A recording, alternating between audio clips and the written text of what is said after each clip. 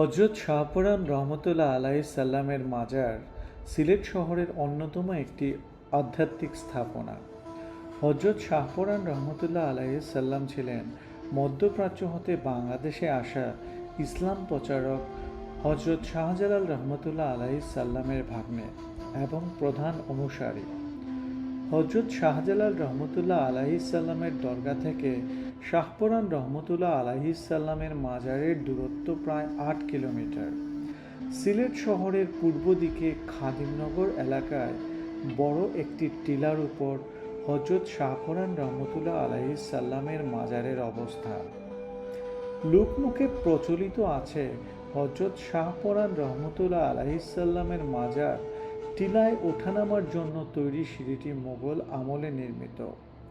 মাজারের পশ্চিম দিকে রয়েছে মোগল স্থাপত্য রীতিতে নির্মিত একটি মসজিদ। মূল মাজার টিলা থেকে অল্প দূরেই রয়েছে নারী পর্যটকদের জন্য একটি ঘর, বিদেশি পর্যটকদের বিশ্রামাগার এবং অজু গোসলের জন্য একটি পুকুর।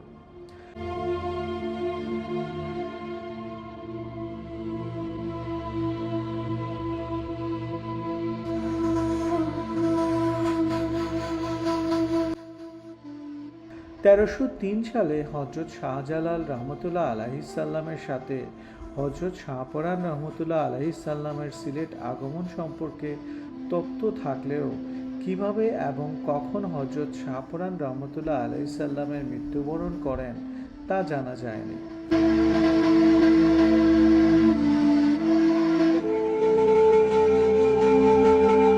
প্রতিদিন শত শত ভ্রমণকারী দ্বারা মাজার দর্শন সিলেট অঞ্চলে মুসলিম শাসন প্রতিষ্ঠা এবং ইসলাম প্রচারের হযরত শাহজালাল রহমতুল্লাহ আলাইহিস সাল্লামের অবদানকে স্পষ্ট করে তোলে।